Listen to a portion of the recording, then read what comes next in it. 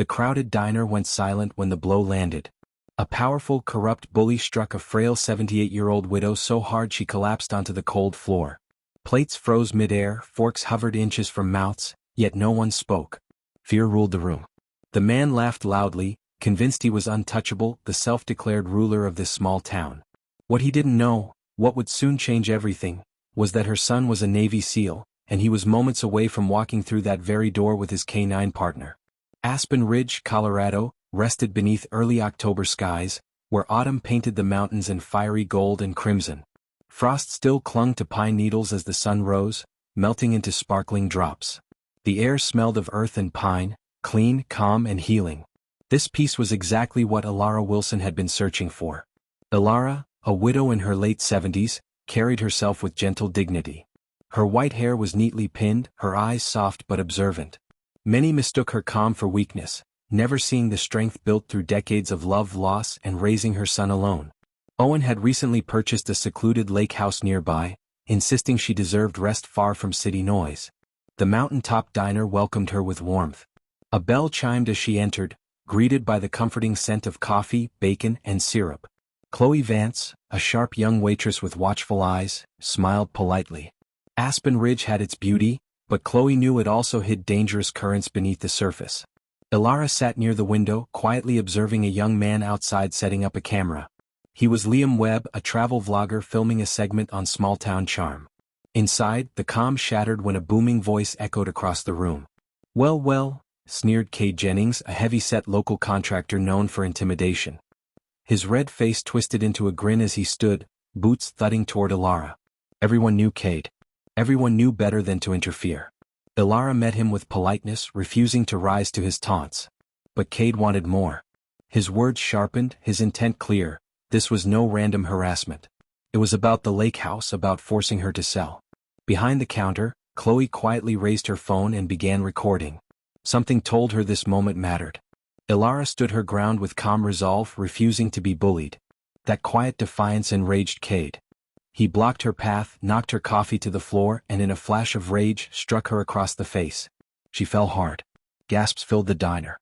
No one moved. Then the door chimed. The man who entered was nothing like Cade Jennings. He wore simple clothes, but power radiated from him, controlled, silent, dangerous. His blue eyes scanned the room in a heartbeat, locking instantly onto the sight of his mother on the floor. Owen Wilson had arrived.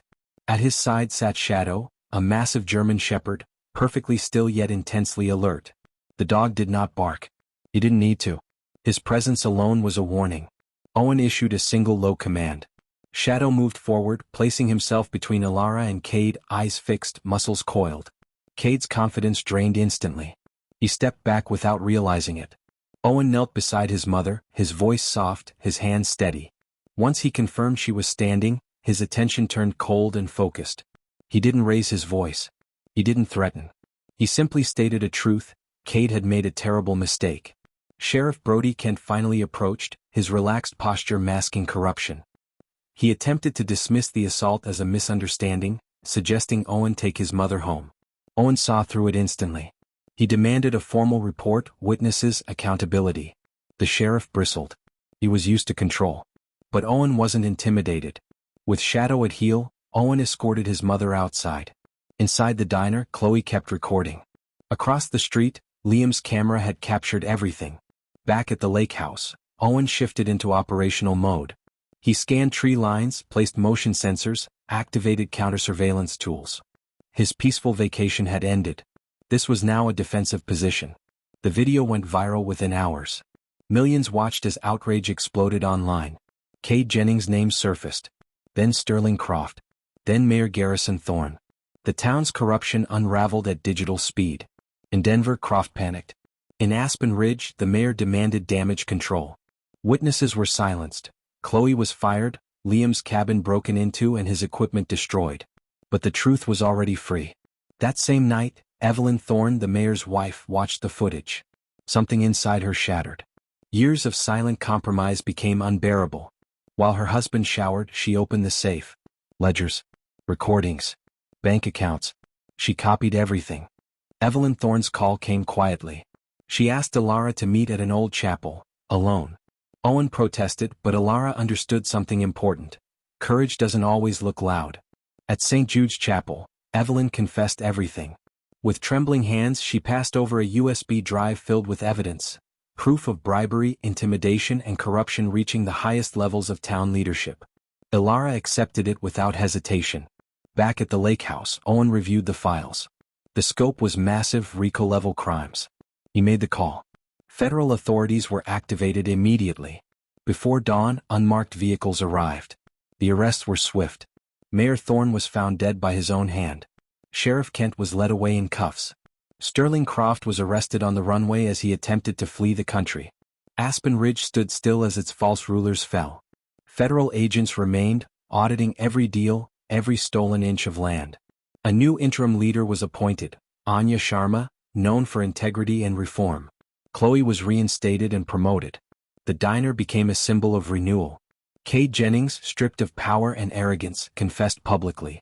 He accepted responsibility and pledged restitution. His apology wasn't forgiven, but it was acknowledged. Change had begun. Weeks passed and Aspen Ridge slowly healed. Homes were repaired. Trust rebuilt. Silence replaced fear. Ilara took a leadership role in a citizen oversight committee, guiding the town with wisdom and calm authority. Owen stayed, not as a warrior but as a guardian. Shadow became a beloved symbol. Children approached him without fear. He was no longer a warning, he was reassurance. One evening, as the sun dipped behind the mountains, Ilara and Owen sat by the lake. The water reflected the sky's fire and peace in equal measure. "This wasn't the quiet vacation you promised," Ilara said with a smile. Owen smiled back. "No.